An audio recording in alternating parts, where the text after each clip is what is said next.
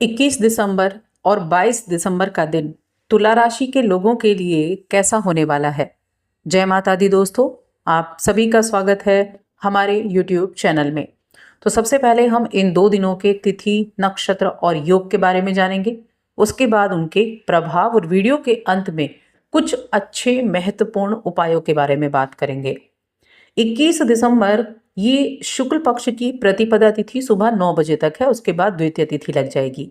चंद्रमा इस दिन धनु राशि में है, सूर्य भी धनु राशि में विराजमान है और साथ में मंगल भी बैठे हैं।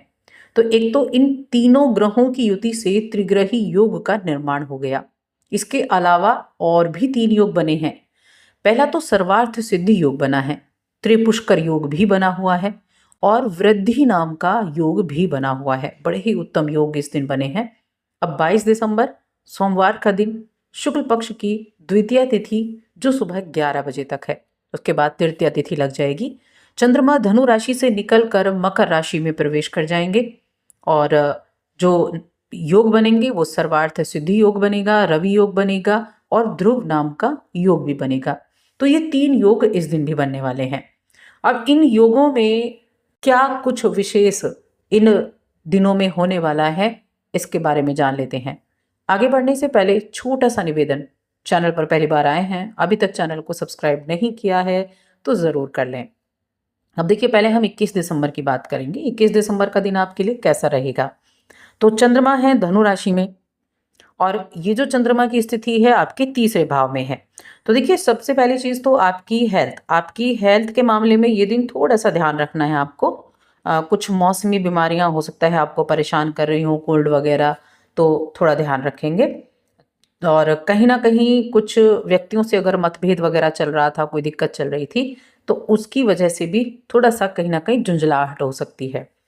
अब आगे बढ़ते हैं। तो आगे यहाँ जो तुला राशि के जातक हैं, मन में आज ऐसा रहेगा कि क्यों ना कहीं घूमा जाए। मन में घूमने की प्रवृत्ति रहेगी, कहीं जाया जाए, क्योंकि अपने आप को स्वतंत्र करना आप चाहते हैं, स्वतंत्र रूप से, स्वतंत्र तरीके से महसूस करना चाहते हैं। और ये कब है? ये जब है जब आप स्वतंत्र रूप से घूम सकें, इधर उधर टहल सकें। नए विचार आपके पास होंगे और ये नए विचार आपके आसपास के लोगों को भी अच्छा एक अनुभव करा कर जाएंगे। होता है ना, व्यक्ति के पास जब विचार होते हैं, दूसरों के साथ शेयर करता है, तो कुछ ऐसी चीज़ें होती हैं जो सभी को बड़ी अच्छी लगती हैं। तो लोगों के साथ अपनी खुशी को बांटने के लिए भी आपको तैयार रहना है।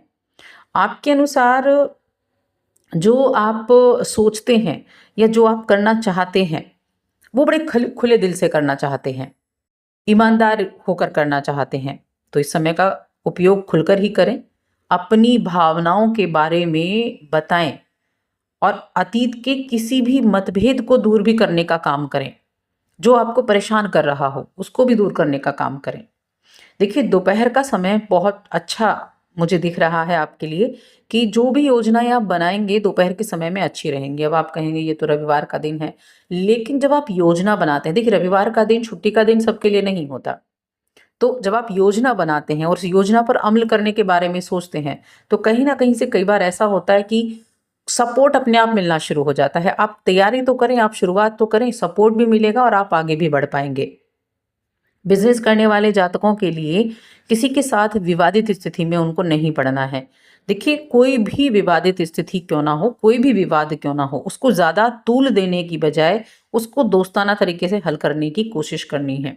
वरना उसी के चारों तरफ चक्कर काटते हुए रह जाते हैं और समय सबको एक जैसा मिलता है।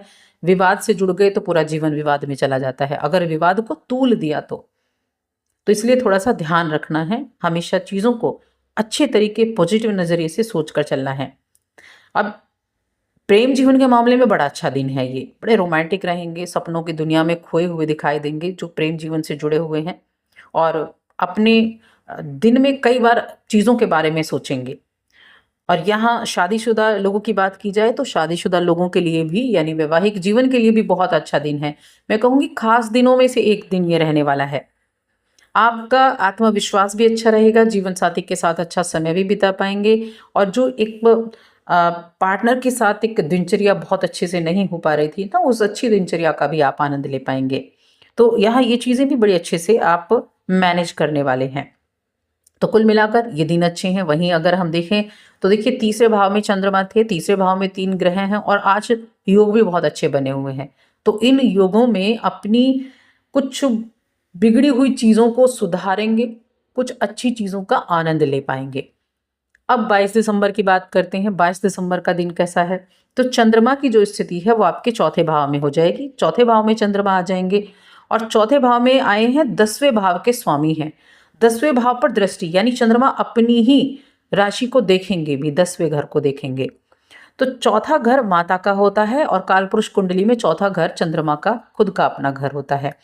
बेशक की शत्रु राशि यानी शनि की राशि में बैठे हुए हैं, तो कहीं ना कहीं माता की सेहत का थोड़ा जरूर ध्यान रखना है, लेकिन अपने काम के बारे में ज्यादा सोच विचार रहेगा। ये सोमवार का दिन है, काम पर लौटेंगे छुट्टी के बाद, तो ये क्या रहेगा, आपके ऑफिस में हो सकता है आज काम का प्रेशर ज्यादा हो, आज बड़ा एकदम गर्दन उठाने का मौका ना मिले, ऐसा काम का प्रेशर आपके ऊपर चल रहा हो, तो मन में कहीं ना कहीं ये रहेगा कल का दिन ही अच्छा था, ऐसी स्थितियां रह सकती हैं।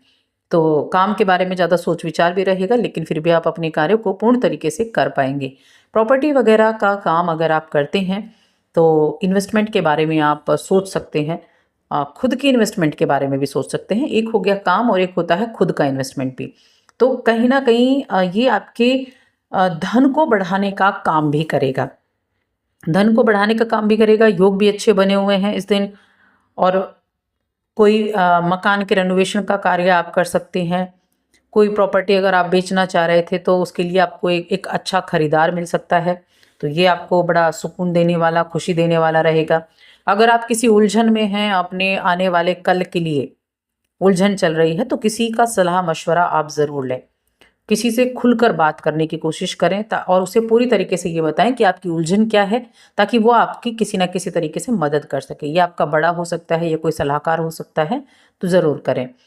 घर खरीदने का फैसला कर रहे हैं तो बहुत दिनों से इसके बारे में अगर आप सोच रहे थे तो आपको लगेगा कि हाँ वो घड़ी आ गई है, या आपकी वो पसंदीदा जो लोकेशन आप चाहते थे, जिस तरह के आप चाहते थे, वैसी चीज़ें आपको देखने को मिल जाएंगी, वैसा घर आपको देखने को मिल जाएगा।